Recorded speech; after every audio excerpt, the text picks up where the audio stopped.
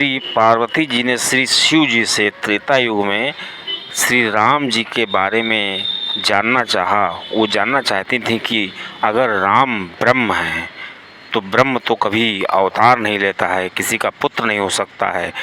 तो श्री राम जी क्या वही ब्रह्म हैं जो जिनकी श्री आप पूजा करते हैं, जिनको आप हमेशा ध्यान करते हैं? और अगर राम ब्रह्म हैं तो वो निराकार होने चाहिए, और निराकार अगर हैं तो ये साकार क्यों हैं?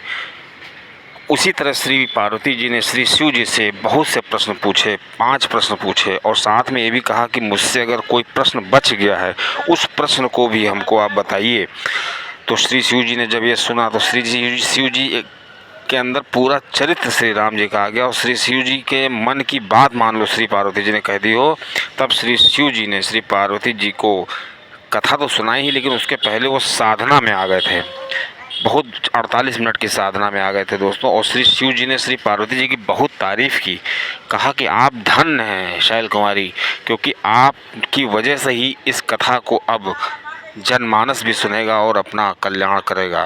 दोस्तों उसी को श्री शिव जी तुलसीदास जी ने इसको लिखा भी है। तो श्री शिव जी ने श्री राम जी के बारे में बताया है।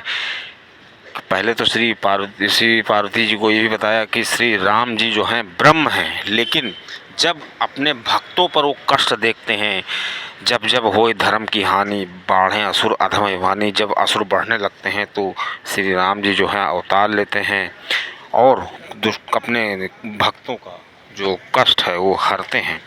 इस प्रकार श्री पार्वती जी को श्री शिव जी ने पूरी कथा सुनाई। और जब निराकार की बात आई तो उन्होंने कहा कि राम जो हैं वो निराकारी हैं, लेकिन वो अपने भक्तों के भक्त में इतना ज़्यादा खो जाते हैं कि भक्त उनको जिस रूप में मानने लगते हैं वो उसी रूप में हो जाते हैं।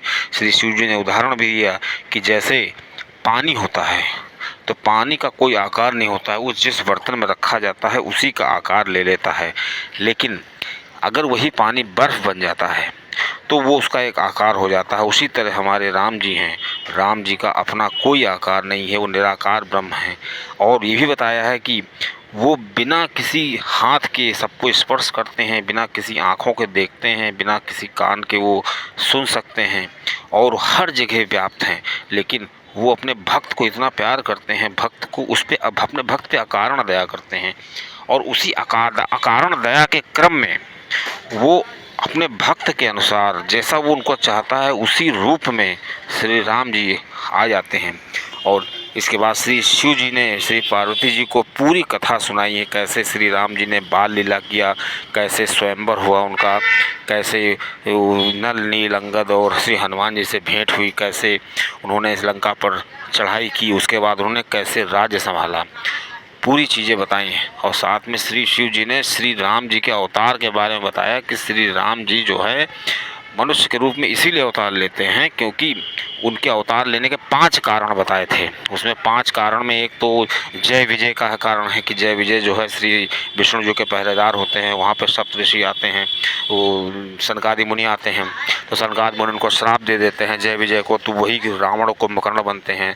दूसरा उन्होंने कारण बताया श्री शिव जी ने श्री राम जी के अवतार लेने का कि जो वृंदा होती हैं तुलसी माता, उनके पति को मारा था तो जालंधर, तो वृंदा जी ने उनको श्राप दे दिया था।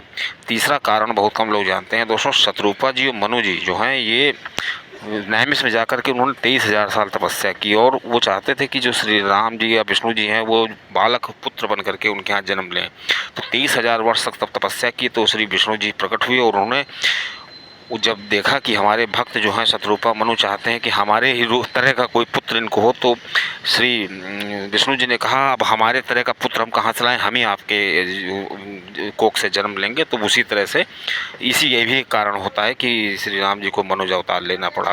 दोस्तों उसी तरह एक और बहुत प्रतापी राजा हुआ करता था, वो उसकी संगत बिगड़ गई थी। वो इतना प्रतापी राजा था कि शास्त्रों में जितने हवन या जितने यज्ञ बताए गए हैं उस यज्ञ को उसने 1,000 बार किया था, इतना प्रतापी था। लेकिन उसको श्राप लग गया था, उस कारण भी श्री शिव जी को जन्म लेना था। इसी तरह श्री शिव जी ने श्री पार्वती जी को श्री राम जी के जन्म के कारणों के बताया कि ये जो कारण होते हैं उसमें एक प्रमुख कारण यही था कि जो रावण था उसने तीनों भाई जो थे, ये बाद में रावण, कुंभकर्ण और विभीषण, ये तीनों तपस्या करते हैं, ब्रह्मा जी को प्रसन्न करते हैं। तो ब्रह्मा जी ने रावण ने कहा कि मैं कभी ना मर सकूं, अमर हो जाऊं। तो ब्रह्मा जी ने कहा ऐसा नहीं हो सकता, और कुछ मांगो। तो उसने फिर मांगा कि मुझे नर और बानर छोड़ के सब मार ना